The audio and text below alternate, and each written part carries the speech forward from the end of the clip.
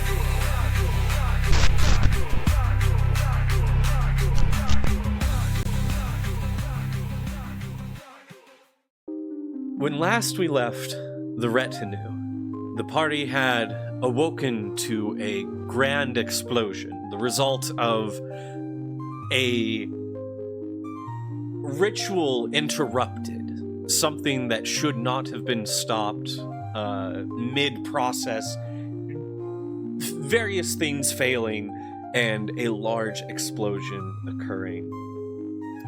The aftermath of which the party picked up the pieces they could,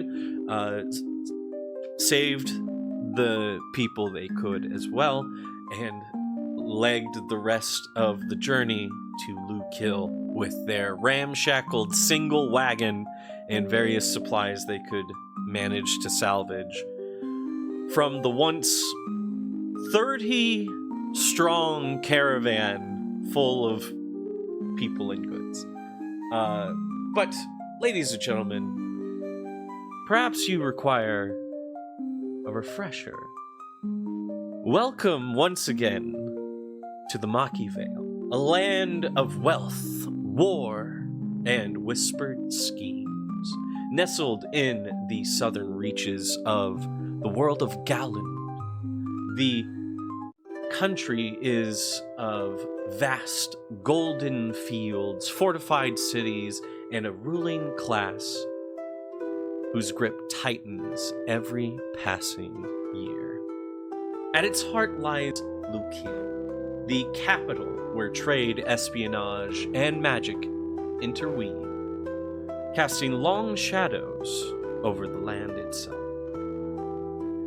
For those unfortunate or well-educated, the Riftlands loom, a realm where reality itself fractures and birthing eldritch horrors and forbidden knowledge. And of course, the Opaline River carves through the land, leaving its mineral-rich waters gleaming in the sun as merchants and travelers move between fortified outposts. The great noble houses of Lukil, Valeheart, Zedrin, Draven, Caldris, and Thevin squabble over power under the rule of King Farron Duskbane and Queen Alande, a pair of enigmatic rulers. But something stirs beneath the surface. Whispers of missing travelers, unnatural dreams, and silent wars fought in the alleyways have begun spreading throughout the land. The common folk grow restless under the weight of heavy taxation. And in the corners of the kingdom, someone listens. It is with this individual listening that we find ourselves, our camera flowing over these kind of tiled with almost purple, like stone roofs. They give way to less fortified and structured homes. We pass over the grand districts towards the sunken steps, the riverside slums upon which criminal elements and outcasts dwell.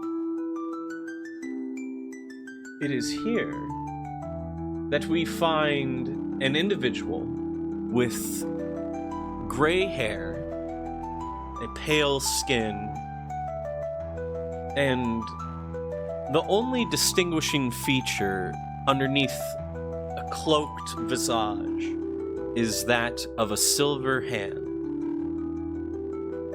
He sits across from an individual also cloaked, minus a small beak that protrudes out of the hood.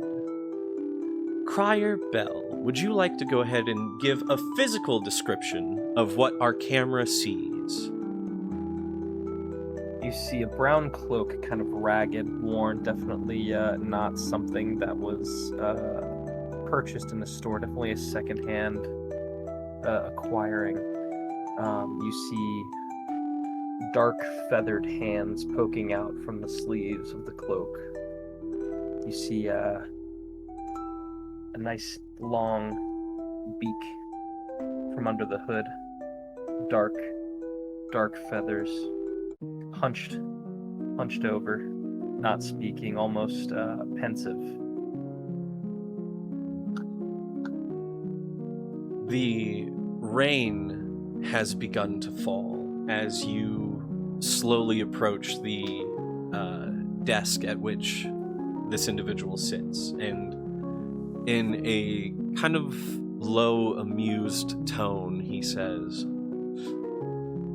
with pointing a slight gesture with his head across the way towards a traveling stall. You'll never lift the ledger while it's being watched. Listen to their cadence. The clerk breathes on the dip of his word. Match it twice and he'll hand the key to you. The key to the chest.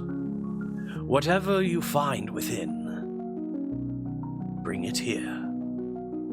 He demonstrates to you this slipping of the wagon's owner's cadence in his talking.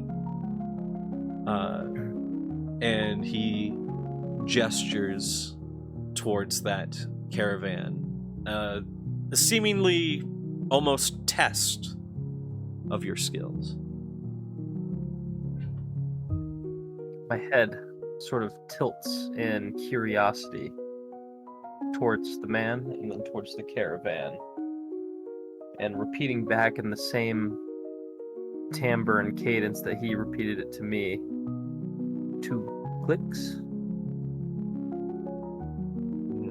Yes. Good. One day, you will not need me, but for now, you are my bell and ring when I tell you to. And then he kind of stands up and leads you through a series of winding alleyways. Okay. You come to the end of a different alleyway, and he motions towards a blue clothed tent that is set up in the market square. You see the bustle of a large amount of people, even though it is raining this day. They are in need of various goods to bring to their home. The listener points over to the tent, and for a second you're almost distracted by a crudely made ball that rolls past the alleyway, and then like 3 to 5 children rush past to catch up with it and then rush past. And then the listener leans into you and says, "You, go ask the seller if the blue cloth came from the Silver Spire. Say it exactly how I taught you. Speak like the spire clerk of House Theven." I nod in understanding. I turn towards the blue tent. And I start, let's see, actually. I look at the people around me. I get a good look at just a random bystander. And in the dark of the alleyway, before I walk over there, I'm going to cast Alter Self. All right. It is part of my lunar embodiment. So I'm going to choose to change my appearance to mimic that of just a random, we'll just say some elderly gentleman that was walking by. You spy a man who is seemingly lost for a second, and then a young lady comes up, grabs him by the arm, and leads him towards like a fruit stall. And while everyone else is distracted, you pick that disguise. Awesome. Yeah, and then once I have changed into that form, I will start walking towards the blue tent. All right. You approach the blue tent, and the merchant there greets warmly. "Welcome, welcome. Is there anything that you would like from this tent of mine? Baubles, trinkets, perhaps for the blushing bride at home?" I use the mimicry, my mimicry ability to convey the message that the listener was wanting me to convey, asking about if this was from the Silver Spire.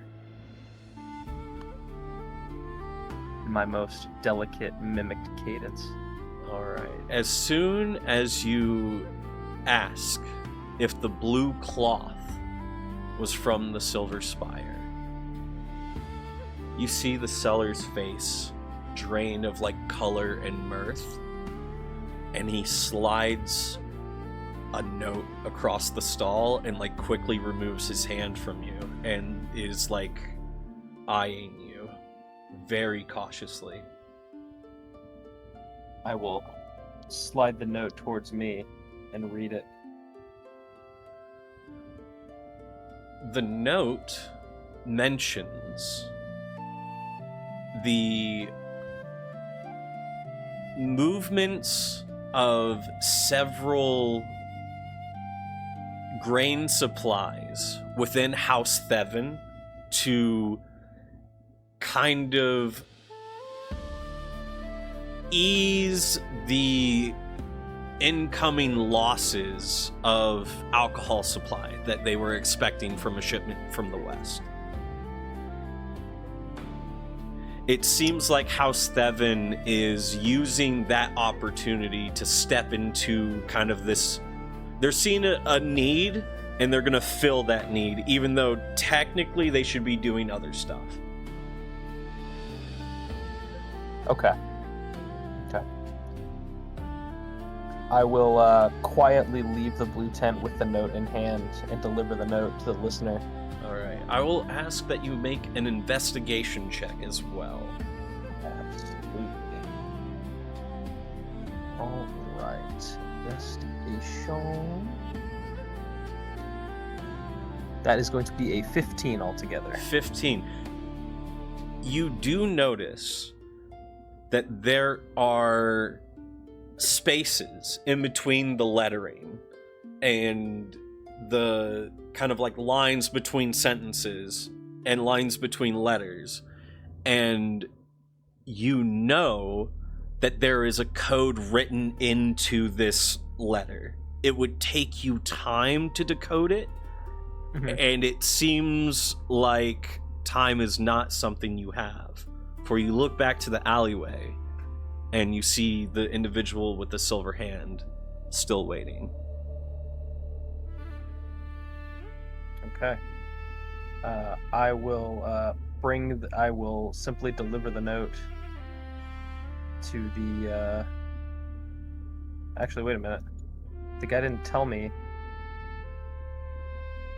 whether or not. I was thinking. Anyway, I'm gonna deliver the note to the listener. All right. As that is what I was instructed to do. He takes the note in his silver gauntleted hand, and he says, after carefully inspecting it for a minute, "Good.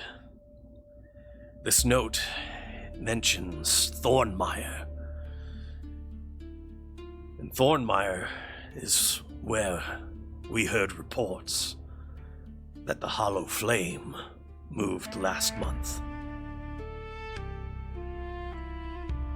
My head tilts at the mention of the Hollow Flame. Seems as though their movements are becoming sporadic. Something may be stirring in them.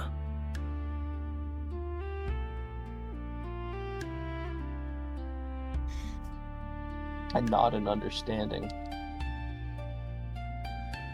Well, that is all I've got for you today, Crier. It was good to see that you still ring when I need you to. Crier gives out a little kind of happy cooing sound and then turns and scampers off down the alleyway. All right. As you scamper down the alleyway, our camera follows for a bit, and then it flies up into the air. And it kind of does this like corkscrew thing through the air, and then it comes back in a different alley, following Crier. It is very clear that time has passed, that it may be several months from the scene we just witnessed, but Crier is moving through the city with a bit of pep in his step, and the last missive that you had received. It's been some time since the listener has greeted you face to face, but the last missive that you received was a request rather than an order. The request to go to the bridge and even beyond the gate, maybe even to the Machy Inn, to check in on a caravan that should be arriving. Okay. Let's see here. I believe going through my Connection. Yeah. So at this point, Crier is gonna make his move to finding Puck. Gotcha. Because Puck is the one that is at the Sunken Steps alley under the bridge. Yep. And you find him there. He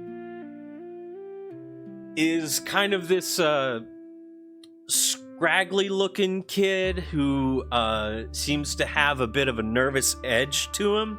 That's why he's picked up the nickname Twitch. He noticed you coming. He like gets off of like a little stone lip that he's kind of made his like sitting perch underneath this bridge, and he stands up as you approach him. Oh, Crier! Hey, what's the word on the street? Crier looks around kind of suspiciously at everybody around him, looks back at Puck, and in a kind of a broken, two different tones of voice that he's mimicking, he says, "Caravan, information, need." Yeah. There were rumors of a caravan that should be arriving soon. Several of the noble houses, they, send notes back and forth, you see. Well, we got some of our kids running those messages, and I pay them a corp from time to two to get that info. From what I hear, House Thevin was really, really hoping for a gem dealer to be on this caravan. Gem dealer. Gem dealer. Gem dealer. He just repeats it every once in a while. We're talking at least 20 hour worth. Which is the gold denotion. Gotcha. Okay. Let's see here. 20 R worth. That is an insane amount of money. Most of what you deal in is Shin and Corp, which is the silver and copper. Gotcha.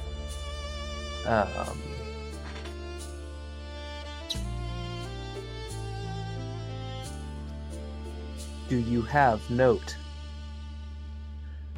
I don't have note, but I did hear tell that Jory may be connected to the guy who runs that caravan.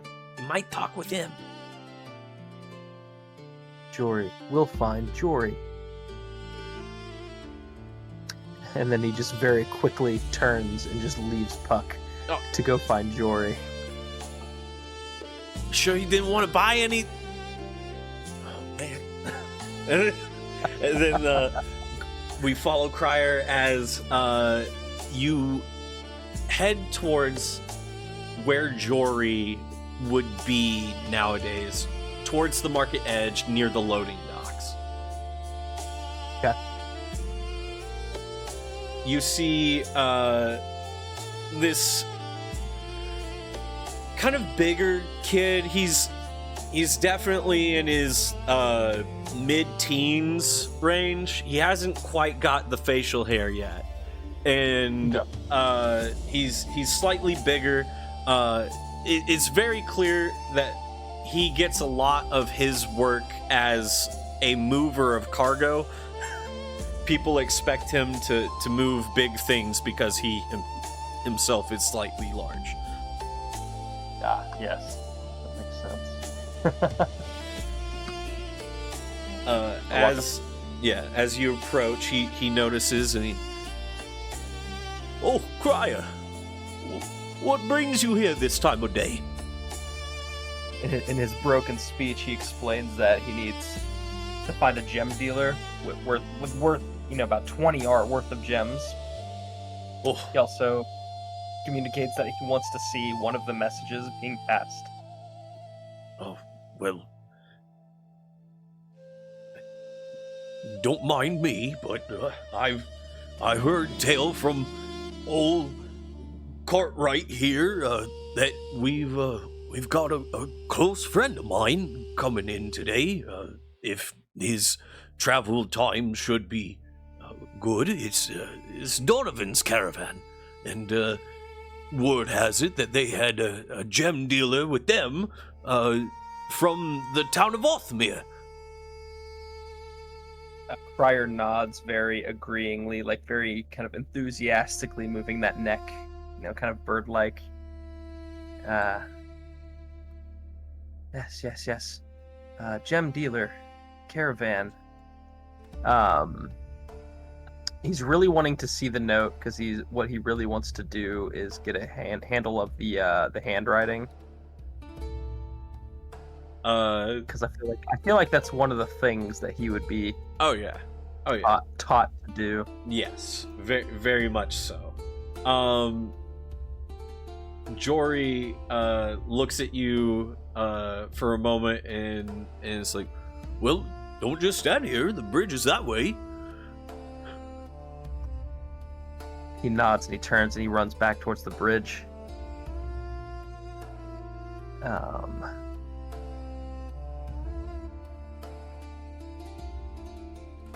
And you said I was looking for which guy again? Oh, he was needing somebody. Said somebody that he had coming. It was they were expecting this caravan to arrive at the bridge. Got it. It is around this time that you get close to the city gates, around where the town square is, that you hear one of the town criers yell out, "Hearken, hearken, good folk of Lukil, travelers, traders, and wayfarers. This day's word comes loud and true. First, grim tidings from the west. Othmere's grain works have been struck by a fiery explosion. Entire storehouses lost, and with them our cheapest spirit and ales. The Brewers Guild warns of a sharp rise in prices.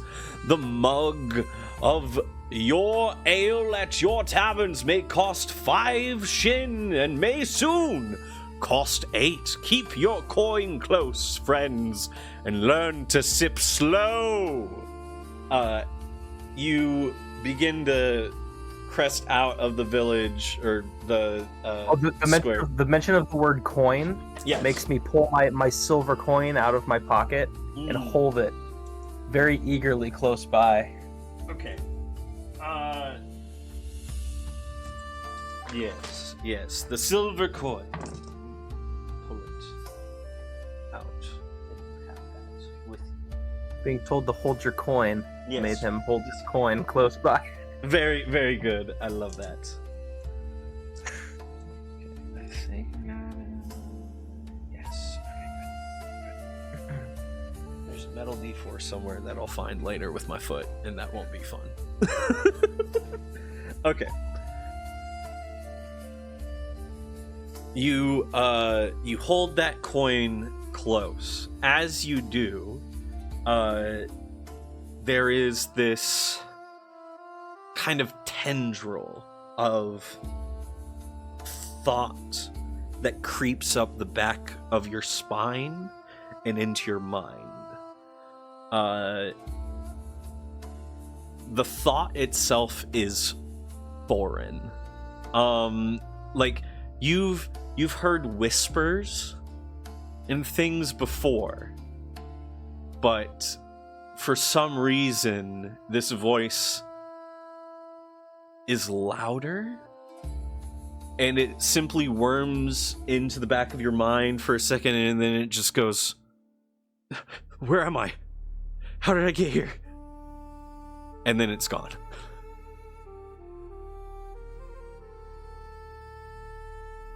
being used to the weird voices and sounds that I've been haunted with my life,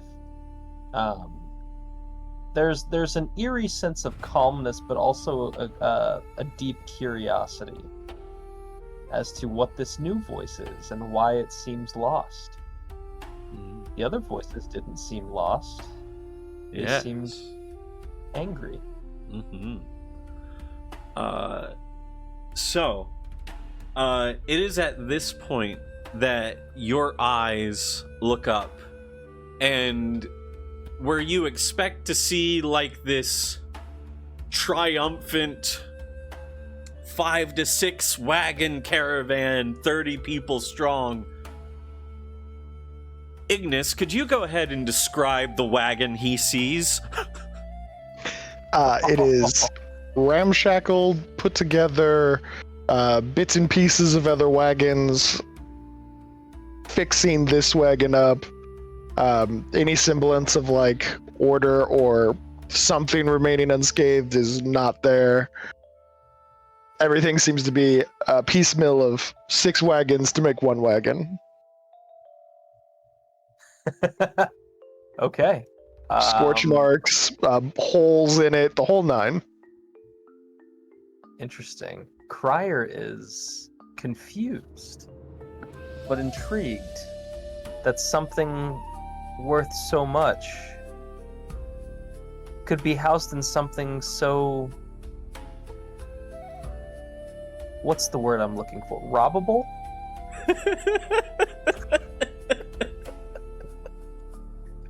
So who do I see around the wagon? You see, you see an individual who looks disheveled, but seems to wear the attire of a coachman. He looks very haggard, but based off of the description of this individual given to you by Jory, you would assume that this is indeed Donovan, the head of the caravan that you were sent to meet with. Other than that, you notice Owen, if you would like to go ahead and describe physically your character, and then afterwards Bramblefoot, you as well. All right. Oh, I'm right around 6 foot. I got blonde hair, and it's kind of long, and just kind of seem to stare off in the distance. A little McDreamy action there. I like it. That's right. Walking alongside the wagon at a surprisingly enthusiastic clip is a little gnome. He's probably a little short of 100, but if you just looked at his face, you'd probably put him closer to like 150. But he moves like he's 60, and there's a certain enthusiasm in his walking and his nature, but it's very restrained at the moment. Like he's holding back his natural self due to the situation he's in. But he's short. He's like 3'6" and probably weighs like 70 pounds soaking wet. Okay. And I was just supposed to meet Donovan, who's with them?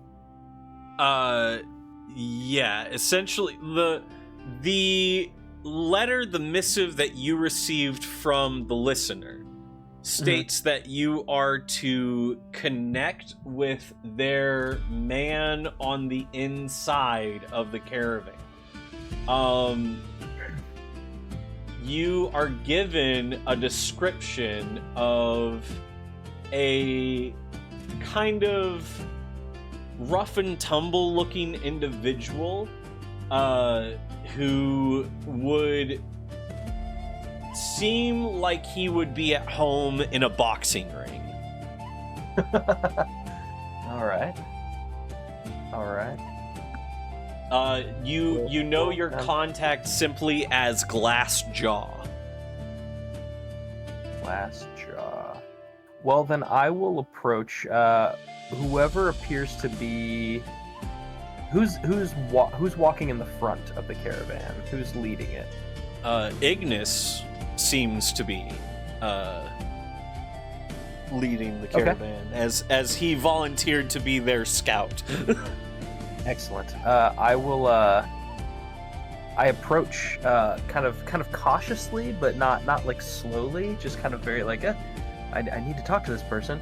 And I walk up and I whisper to Ignis. I go, in the listener's voice, Glassjaw. And I just repeat that 2 or 3 times.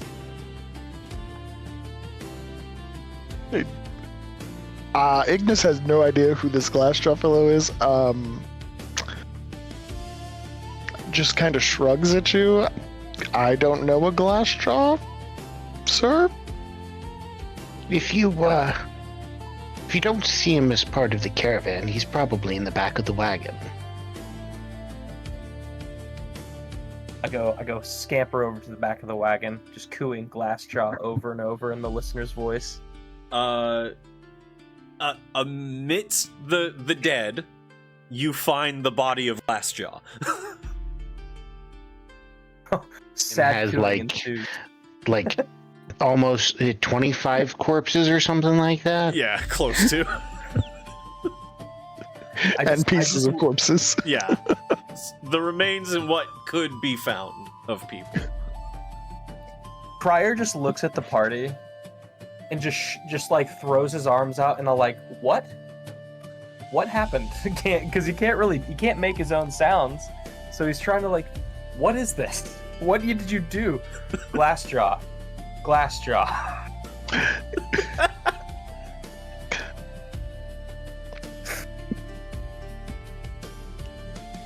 There were pacing back and forth.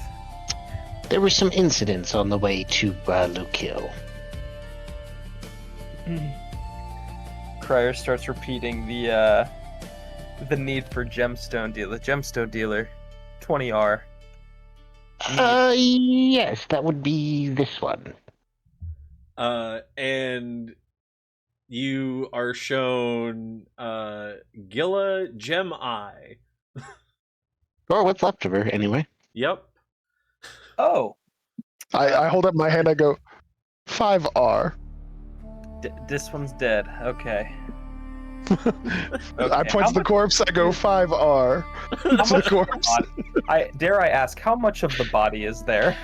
Actually, I think most of her body survived. Right? She was with.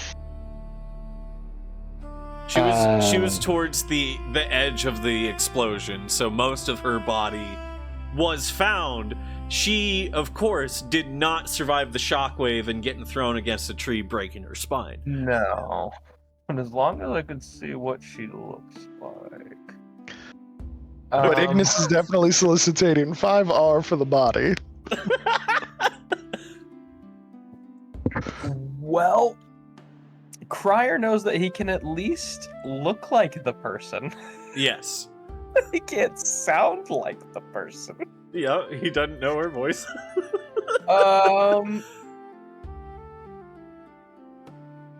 He's glancing around for like another female anywhere in the vicinity. Just like no. Sadly, Nysa, the scout, died early in the journey, and the other female with a mask betrayed everyone. So. Oh, and don't forget the party died first, also. Yeah. Yes. Crier hangs his head in the disappointment that can only be spoken in the words of these idiots. I would like to ascertain, after he's like done looking at the bodies and everything. Yeah. Does he look like he's a reputable individual or an individual who might be involved in less than legal? You are looking at a crow that's standing at about 5 foot tall with no wings, wearing a raggedy brown robe and a hood and a little tiny... Never mind. pouch and sat. No insight required. Yeah. Ignis just assumes Yes. criminal. Yes, very, very much.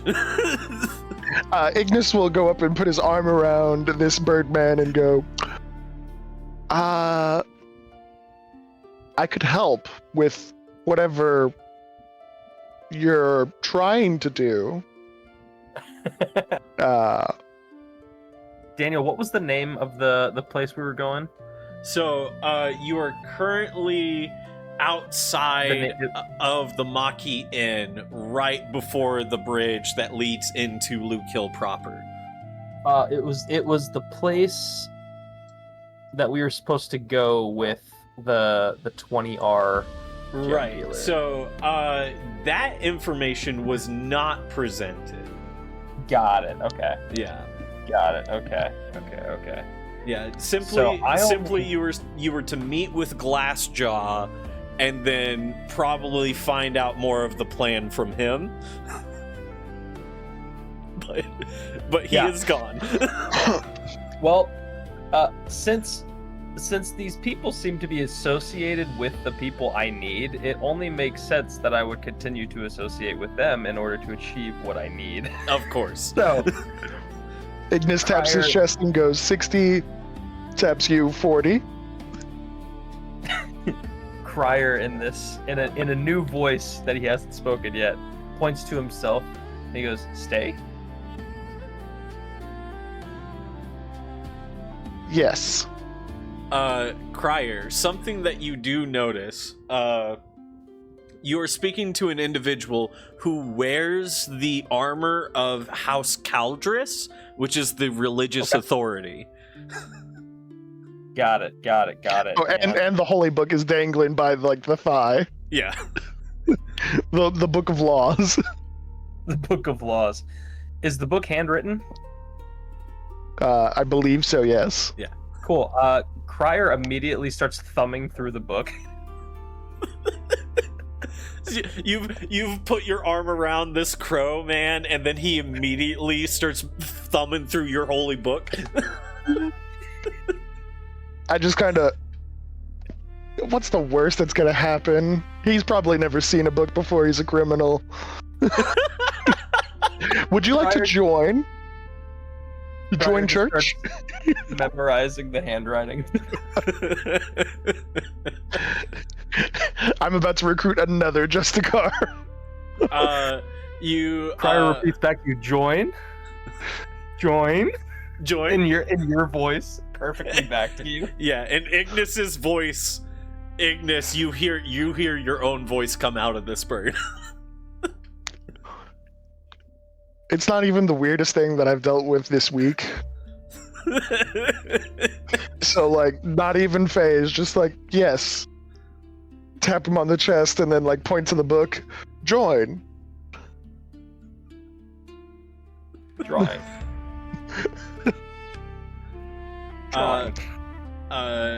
Seneschal Reginald comes up by you, Ignis, seeing that you guys are so close to Lukil and everything, and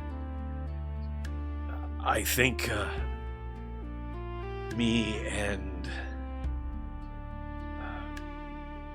the scribe will go report to the praetor. I should probably join you. If you want,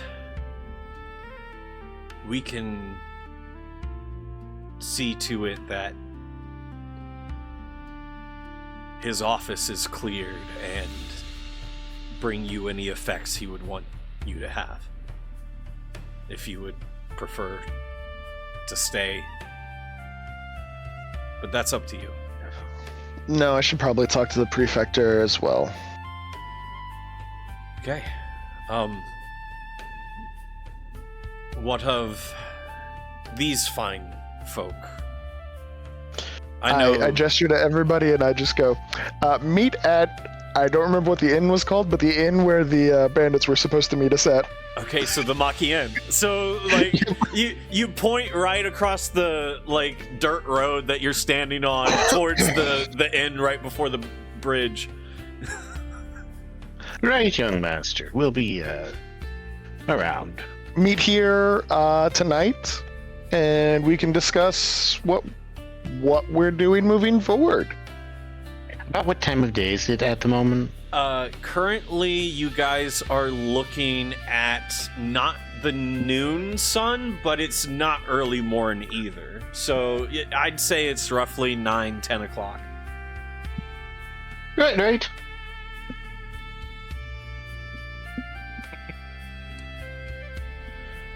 All right. You guys see, of course, the bustling bridge going to and fro.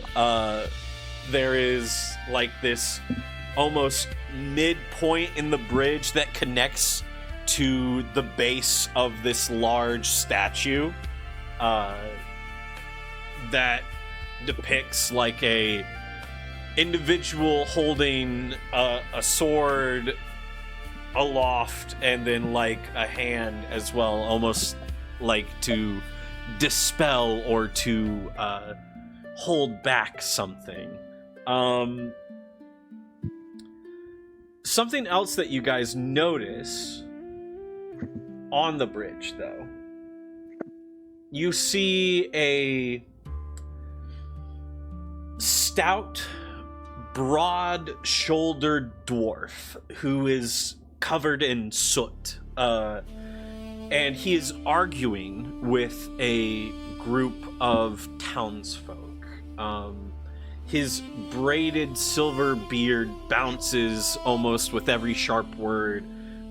Definitely a heavy smith's hammer slung over his back, and his burnt, scarred jaws clenched tight, giving him a look of a dwarf that looks ready to swing more than like communicate. But as you guys are like getting closer, you hear his gruff voice. "A week, lads, a whole damned week, and not a whisper of me shipment.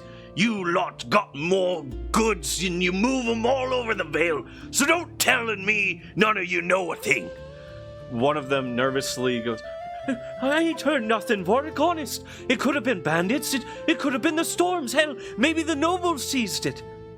One of the other individuals that he's questioning responds, There were rumors, folks whispering about disappearances along the road to the west, but I don't know any details." And this dwarf, you heard the name Vorik, he crosses his arms, and as he does, there's like a tattoo that is clearly visible on his forearm. He very clear frustration on his face. He turns and he sees the lot of you crossing the bridge. He takes like a good look up and down, and then he approaches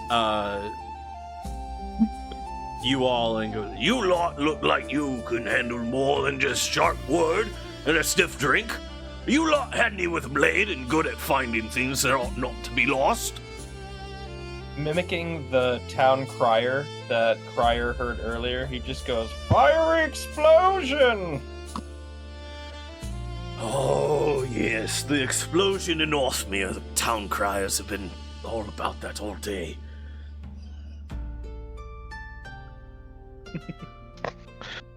I might be convinced to do something of the sort with proper compensation. Good. The name's Vorik Blackvein, the smith here in Lukil. I've got a problem, you see. I got some gold for the lot of it, with some coin for the lot of you if you help me out. Me shipment's gone, missing some, He looks around and then leans in. Point. Some dragon scales. A noble lord paid good or for a custom piece, you see, and I don't want to deliver, well, let's just say the noble class here don't take kindly to excuses. What do you say helping an old smith out? It would depend entirely on the compensation, because you know how nobles like to make sure that their timetables are expedited. So anything that we do would have to be expediting your specific request, thus meaning that all the other priorities that we already have will then be put on the back burner, making a lot of people upset. So, I mean, we'd have to be fairly compensated to, incur the wrath of all those other individual patrons that we engage with. Look, you lot look like you never seen an R in your life. Except maybe you, but that's from piecemeal work. So how about, a good R piece for each of you? Friar nudges Ignis, and he goes, in the dwarf's voice, he goes, "Coin, coin." I hold my hand up. An hour for each of us. That's 4 hour. That's. How about we go an R50? An R50? So you're 50 saying... still an hour.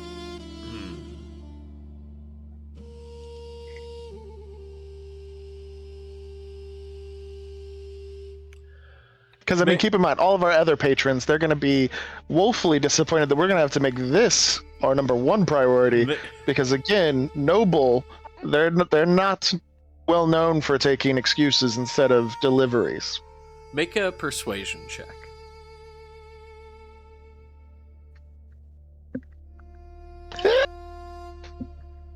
That is a 19 on the die plus...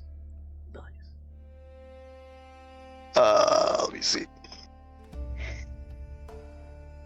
Persuasion. Okay, so that's X. So 6, 9, so 28. He looks at you and goes, "If you could get all me shipment to me before the banishing of the Black Sun Festival, you got yourself a deal." And he spits in his hand and he holds out his hand for a shake.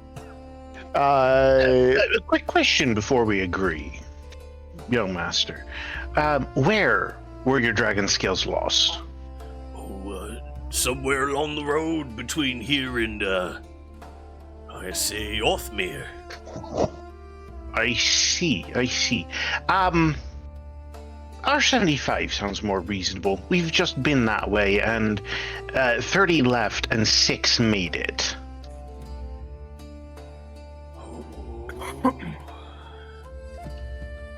On account of some losses in your, party, I can be persuaded such. Dependent upon delivery, of course. Of course. Young master? I will allow it. And I wave my hand and make sure that not my signet ring, but Justicar's signet ring is visible. All right. He takes note of that and goes, "All right, young masters, it's best be off. If you want more information, you may ask around the inn over there. Some ruffians and those who can't quite pay the bridge toll, they stay over there at night."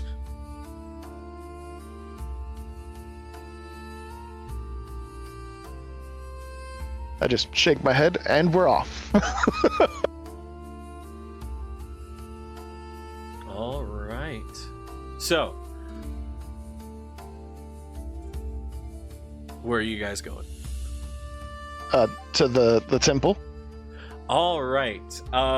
Do the rest of you guys attempt to follow Ignis? No. Okay. Is the temple on the other side of the bridge? Yes, it is.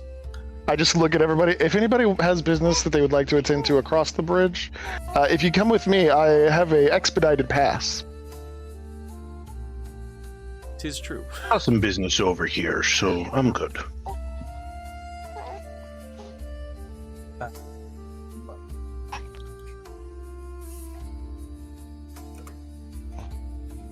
Cryer's not sure what to do. Hmm? He's just standing between. He's like, do I go? Do I stay?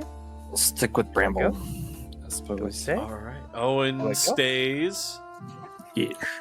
Bramblefoot stays. Ignis, Reginald, and what is the other? Guy's Victor. name? Victor. So Seneschal Victor. we're at- Scribe Reginald. we're at a temple, correct? You guys are still like on the bridge in between like the town itself and the like inn that's like on the outskirts. So essentially you're right before the gatehouse where guards are going to start asking for the bridge toll. Got it. Okay. Yeah. Out of curiosity, Yes. starting coin. Yes.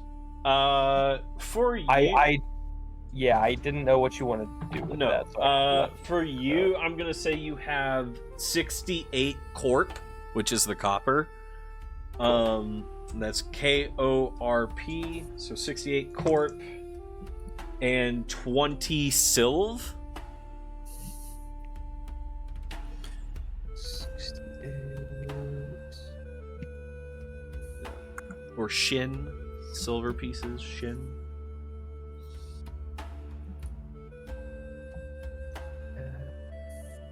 And then And you said how much silver? 20. 20. Yeah.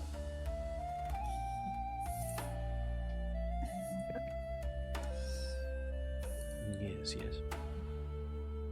Excellent. And if I remember correctly, the bridge toll was 3 corp.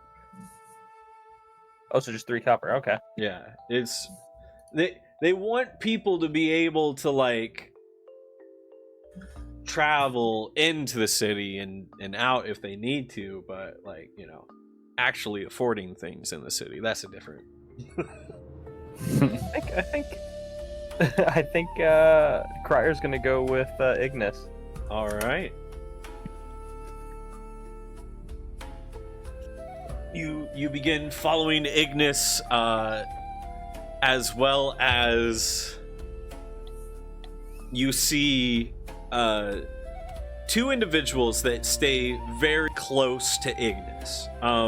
One individual seems to be focused on notes and scrolls and paper, and the other seems to be really haggard, really like his breath is labored, and he carries on his back multiple dead bodies. Oh, it's awful. Yeah. Probably smells. Yes. Anyway, that guy with all the scrolls and stuff, he and I are gonna be great friends. Yes.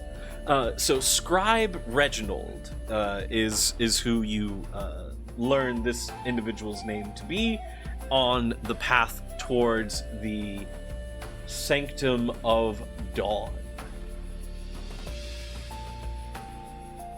Sanctum of Dawn. Yes, the Sanctum of Dawn. On your way towards that location. Excellent.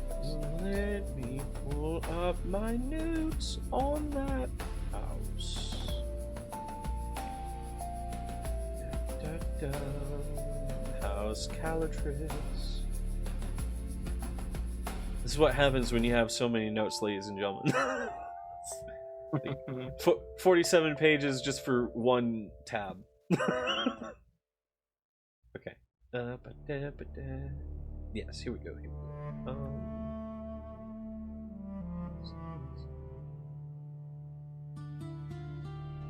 All right. As you all cross the bridge, we'll cut back to Owen and Bramblefoot here in a bit. But as you all cross the bridge, you hear the town crier yet again with more news. By the authority of the council, the mantle of House Caldris passes to High Prelate Malis Caldris, sister to the late Lord Ivar. The house vows stability and vigilance in the days ahead. Holding oaths or debts to Caldris shall reaffirm them by the new moon. Those who hold your oaths.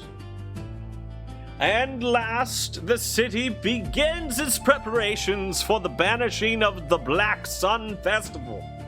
Already the artisans carves effigies for burning, the priests bless the silver torches, musicians tune their strings for the night-long celebration of renewal. The cleansing fires will rise at sundown a fortnight hence.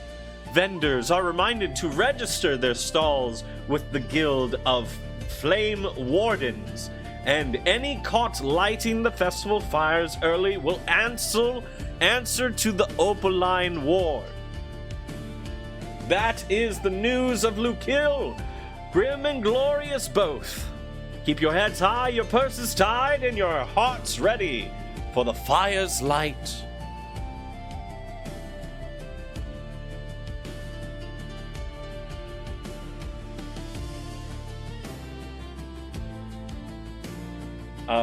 In all of that town crying, Ignis, the thing that most notably catches your attention is the news that there's a new High Prelate of House Caldris.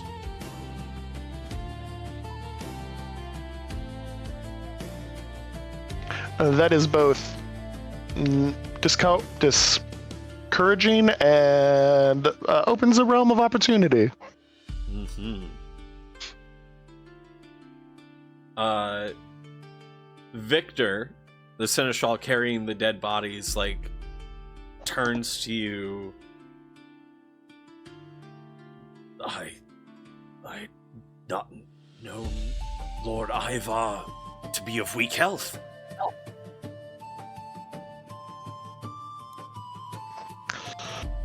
More than likely. I look around real quick to see if anybody's close enough to be listening in. Do you want me to make a check for that, or? Yeah, make a persuasion for me. Or perception, my bad. Make a perception for me. That is another 19 on the die, but perception's not my greatest.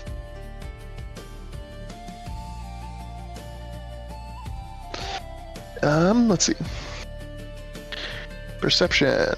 So 20 altogether. 20 altogether. My good sir, it doesn't seem like there are many individuals who are close enough to be listening to your conversation. I lower my voice and I go, more than likely he was assassinated. It's the game of nobles, and it's gotten progressively worse in the last several years. Ill tidings indeed. We should present the body of the late Justicar quickly and get his effects out of his office. I nod. Yes, we should move quickly. All right. You all move towards the... Yes.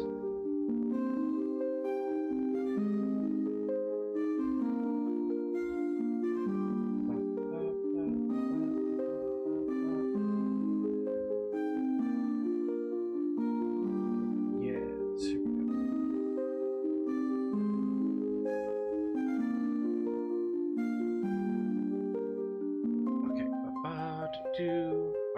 Alright. Yes. Sorry, pulling up notes and everything. Alright, so, we are actually gonna cut back while you guys head to the sanctum. We're gonna cut back over to Bramblefoot and Owen real quick. Bramblefoot, Owen. Where do you guys first head after you see Ignis and Crier and the rest, like, crest into the city? Well, my plan is to head directly to the inn. Owen? Yeah, we go to the inn, get a room established for our group, and see how it goes. All right. You. I'm actually angling for information. Nice. I'll provide a distraction with casual conversation. Love that. Love that. You both enter the structure of the Machy Inn.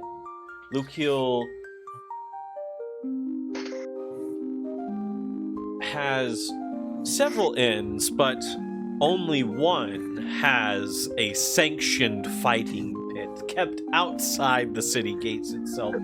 It is a definite space drawing in warriors, gamblers, desperate men looking to make for a name for themselves. And, of course, it's a place where mercenaries and off-duty city guards like to come and let off some steam. Now, you see a individual behind the bar, an dwarven individual missing his left hand, replaced with a crude iron prosthetic, very similar to another dwarf that the party traveled with for a bit. He's bald with a thick, long, gray beard. His nose swollen, very obviously previously broken and then healed wrong.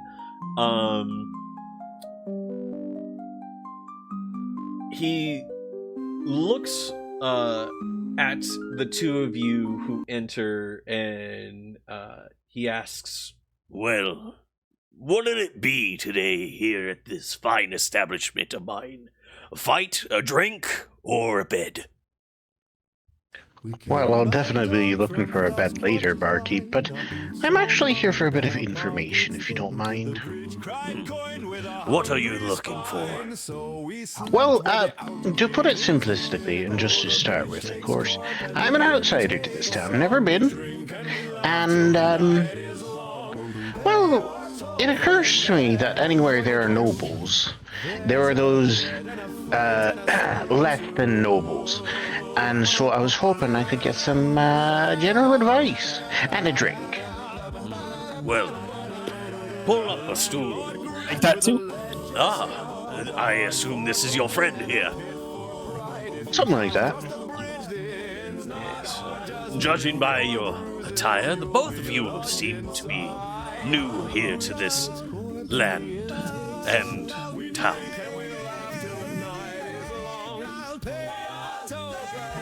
Yes.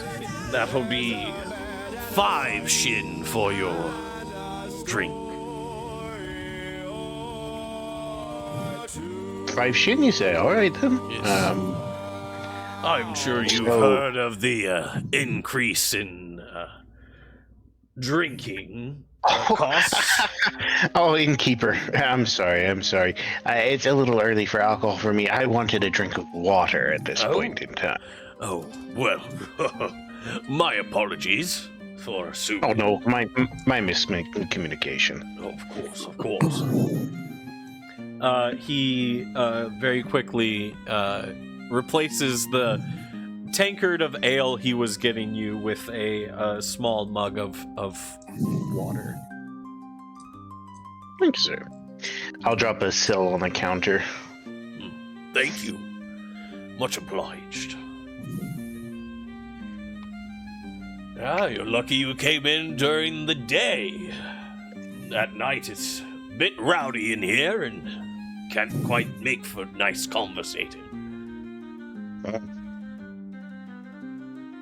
The name's Dalkir. And you? Bramblefoot. Owen. Pleasure to meet you both. Dalkir Likewise. Kaldrek.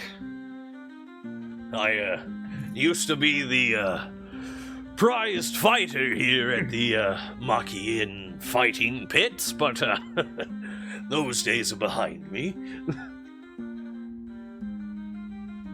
Everyone gets old. Me especially. Yes, yes. Yeah.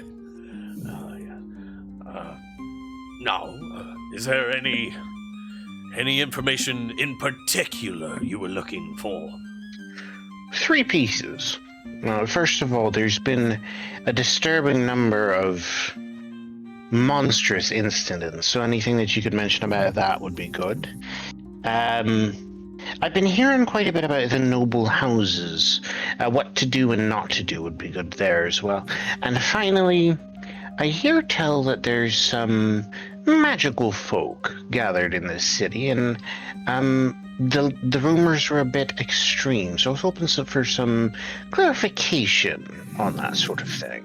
Well, if you're curious about any monster dealings, we here at Lukil are pretty well protected from those Riftland beasts out there in the wild. City's arcane wards are very well intact, you see. And we don't get much trouble from those Riftland creatures.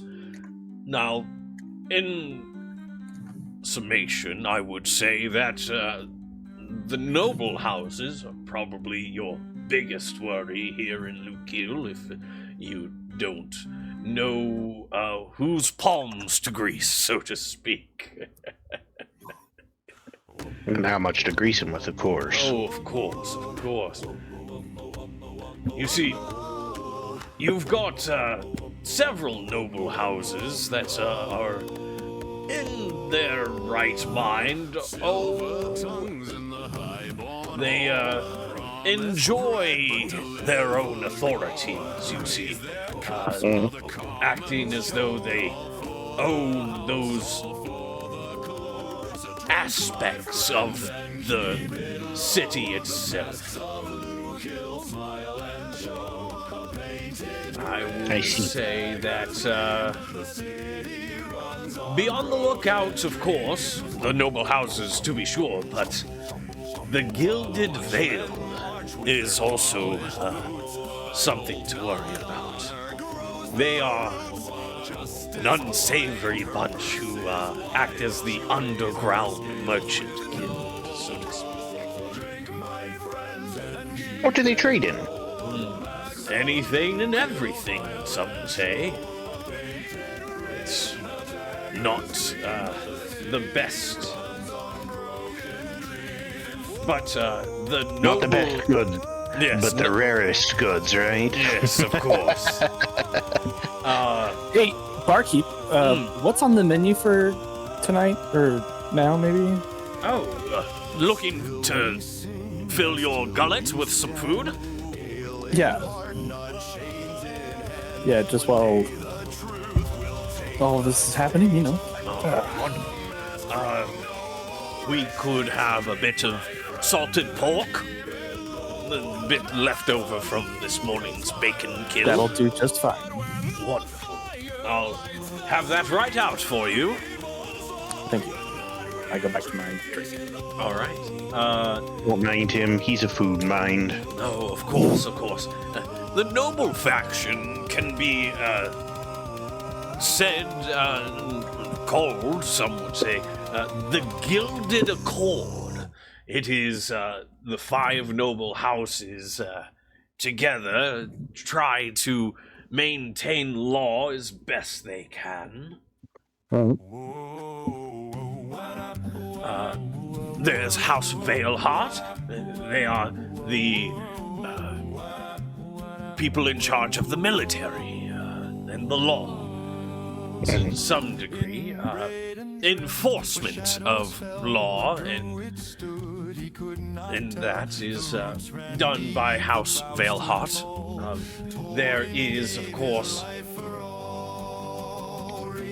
House Zendrin.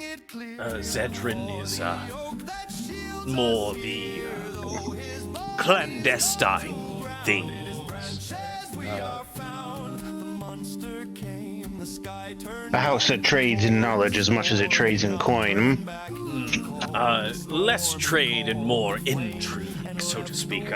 Just make sure delightful. that don't get on the bad side of the silk cloaks. They're personal enforcers. The sort of people to make a simple situation as complex as is physically possible. Of course, yes. And then, of course, you have House Thevin, Finance and Commerce. They are led by Duke Evander Thevin, rather portly manned. But their motto is gold is power, debt is a chain. So you can guess their motto.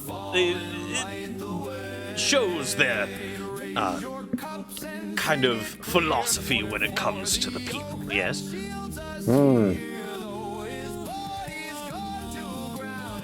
And of course, after House Thevin, we have House Draven. We don't tend to get much dealings with them. They tend to stay up in their location of the Ebon Spire. They tend to research all the magics and whatnot.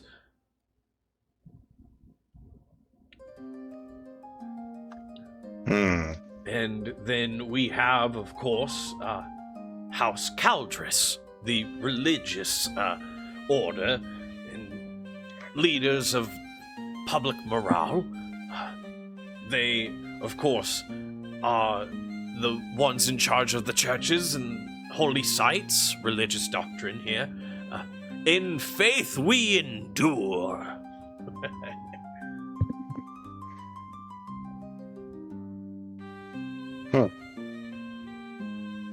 So, is there anything else you require of me?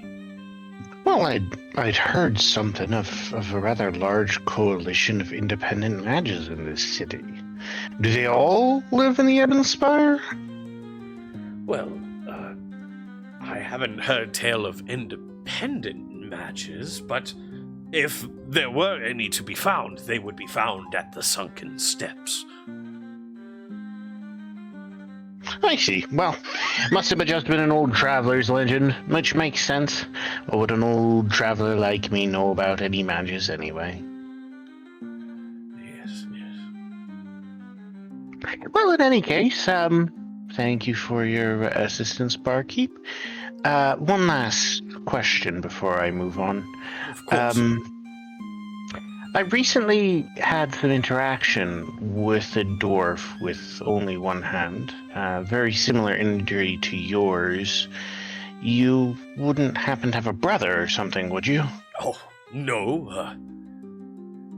The price for stealing is a hand, you know, and it's a lesson early learned in a lot of lives. Nah, good. The poor fella I knew, well, he completed his journey to the city with us, but alas, he traveled horizontal for most of the way. Sad to hear it. Yeah, we just came from the road west, and the caravan of 30 people. 6 of us walked in on our own accord. Oh, you mean Donovan's caravan? Aye, the man knew what he was doing, defended us as best he could, but the number of issues we ran into, it wasn't good. There was a collection of burning undead. There was a couple of Riftland creatures, a gigantic explosion in the middle of the night for no apparent reason. At least we made it. Quite strange indeed. Strange tidings. Big explosions seem to be going around, don't they? I guess. Just don't catch a case of those here in my inn. Right. Sure thing.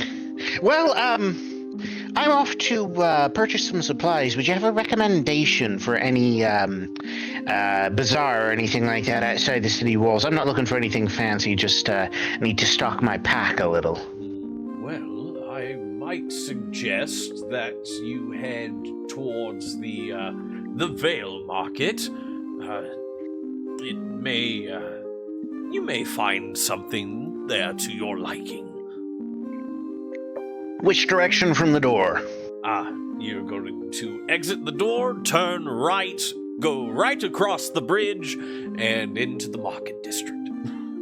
Is that inside the city? It is. Ah, I see. Well, I'll have to visit it later then.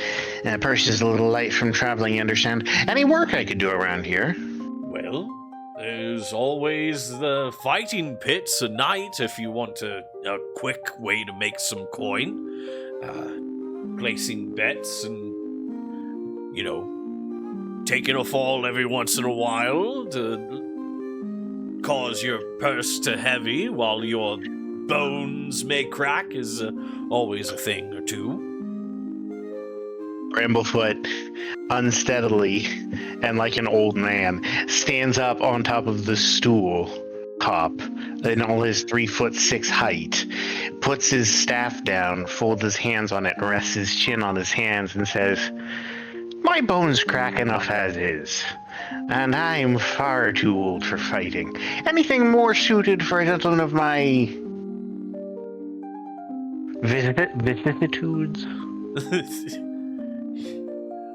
I believe if you're looking for more work of an arcane variety, perhaps the Echo Halls may have something for you. Also in the city? Yes. Yeah. Do you have any chores I could do for a corp or two? I mean, your friend here's dish needs cleaned. As much as I wish I could say it'd be my first time doing dishes, I'm going to try and do a couple of chores around here for a couple of corp. All right. All right. Owen, are you also helping with chores for some corp, or what would you like to do? You finish your salted pork. It's nice. It was good. Yes. Excellent. Perfect.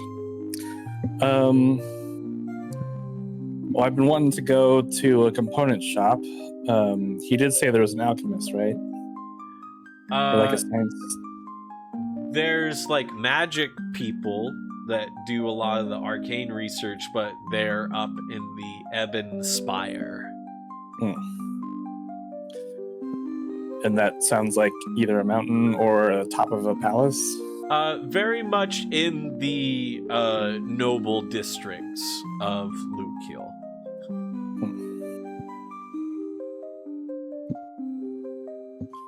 No potion makers or nothing?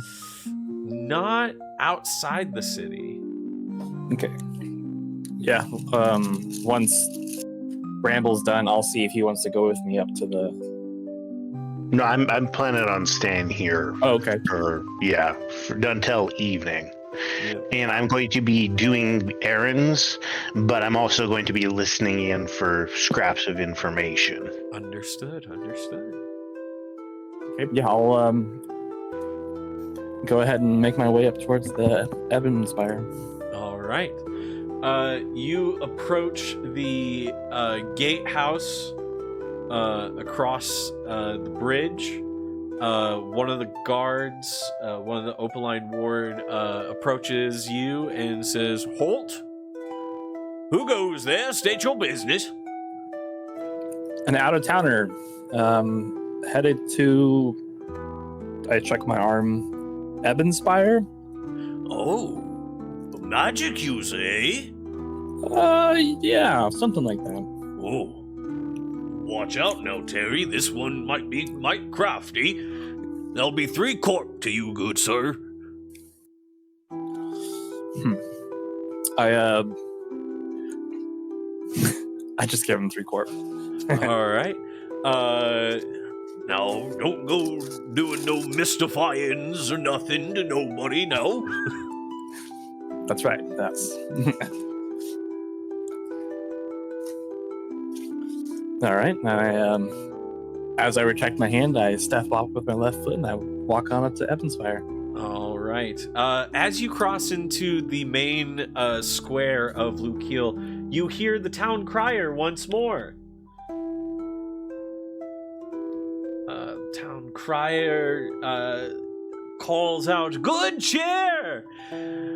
Fair people of Lukil, the Gilded Lyric Theater opens its velvet doors in a fortnight under the direction of Maestro Seradin. Players and musicians prepare for the performance of The Silver Dawn, a play said to charm even the hardest heart. Nobles whisper that this will mark the rebirth of Lukil's cultural age. Others whisper something darker stirs behind the curtains. Only time will tell. Get your tickets now."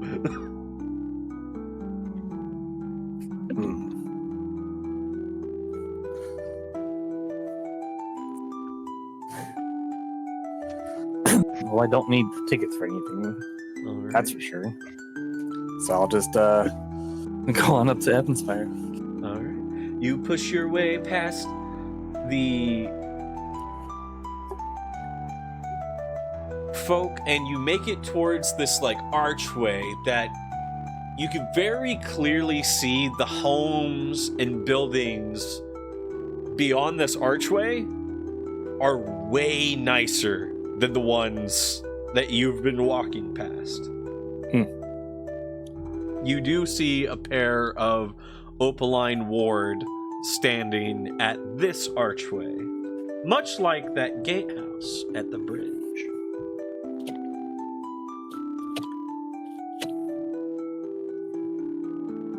I like it.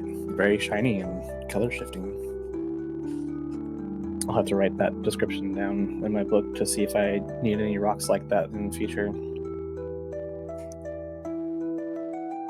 You just say that out loud? Well, no, I'm taking notes of the gateway structures, and I just go ahead and write that down. All right. One of the opaline ward look at you and say, "Oi, strange man! What you doing writing all this stuff down near this archway?" Oh, yeah. Well, come and look. I was just admiring the beautiful work. Yeah. Let me see here. Yeah. And I turn my notepad to him. Just, yeah. Thought it was beautiful. What you do Well, loitering out the noble draw. district? Yeah, I can't draw, so I just thought I'd write down the words of it. Oh, I just spoke with the guards down here at the entrance, and well, I'm on the way to Evanspire. "Ooh!" They like take like a step back away from you, and On your way to the spire, eh? That's right. Yes, I'm looking for something called Malicite. You know, it's a purple, and when you like put it in water, we don't have to go through all that, but it's just up there, right? And I point Well, again. now, whose letter of introduction you got? Oh, I shift through my papers. I just have I just spoke to the guards just there. I don't have a letter. Well, how you expecting to get in the noble district without a letter of recommendation? Ah, so you're telling me that the guards just there charged me was not official business? That's to get into the city. Oh, okay. This is the noble Well, I was already district. in the city. You was outside the city. Now you's in the city. Oh, okay. Well, then would you direct me on how to get a letter? Well, what you gotta do is you gotta make connections, see? And then you gotta get your connections to write your letter of recommendation, see? What's your name? Well, I'm Bob, and this here is Jerry, and we here guard this gate tell about third shift? Bob and Jerry. Now, what do you gentlemen do in your off time, you know? Well, we like to go, we head down to the Machy Inn and like to place fights on them, place bets on them fights, you see? Dude, I've done that before. That sounds like that's a good time with you. In any family? You know, you got a house outside the city, or you live in town? Hey, what you trying to ask all them personal questions for? I mean, if we're friends now. Make a persuasion check.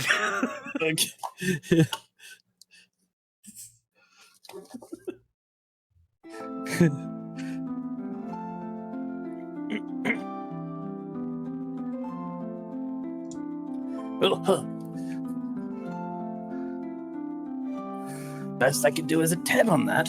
Or no, that's not. Yes, that is correct. They both look at you and go, Look here, sir. You come in, wind blowing out of your mouth, and ain't nobody knows where you're from. And you say you're coming to the Ebon Spire. Who knows? You may be one of them Riftland echoes come to. What? But I'm looking for like this right here, and I point to the word that's really long. It's like 13 letters. Yeah. They just look at you like, Ain't nobody looking for your fancy perfumes now.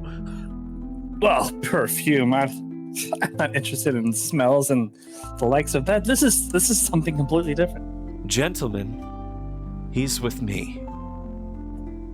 And you turn to see who said that. And taking a few steps from the other side of the gate, an archway, you see a tiefling individual not wearing a cloak, just out and about, brazen. You're looking at Morthos.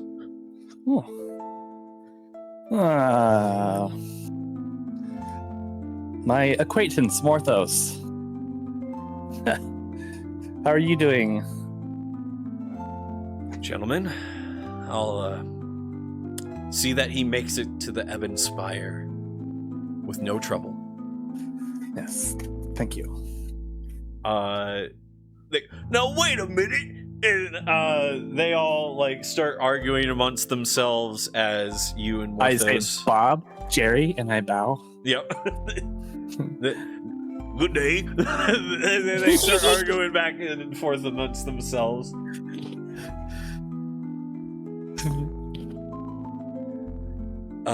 You are escorted into the noble district and are walking side by side with Morthos Longtail. And we're going to cut back to Ignis and Crier, who have just arrived at the Sanctum of Dawn.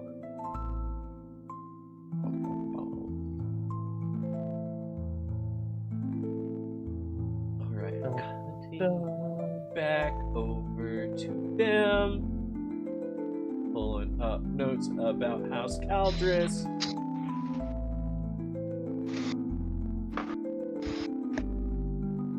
Because we love all the notes.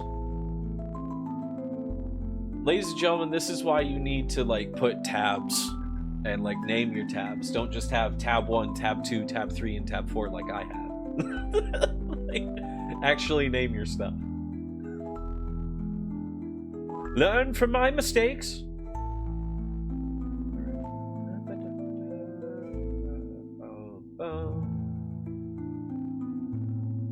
Which brings us to World Anvil. Which brings us to our first sponsor. No, we don't have a sponsor, ladies and gentlemen. But they should. They should. They should sponsor. That would be nice. That would be cool. Oh well.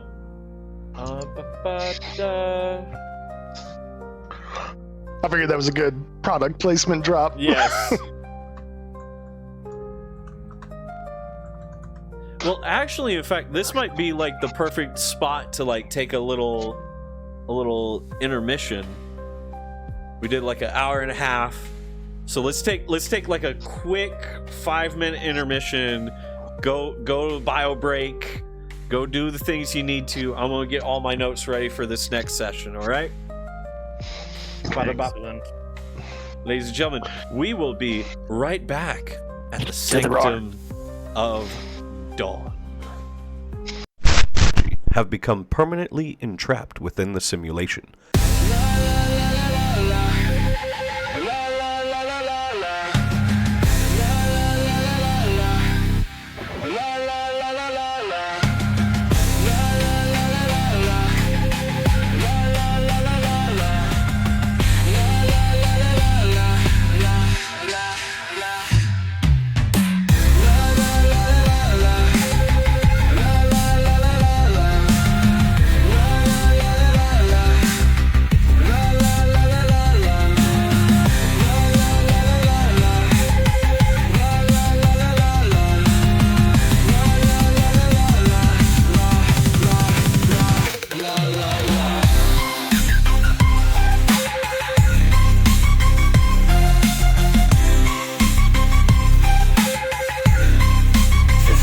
Saga.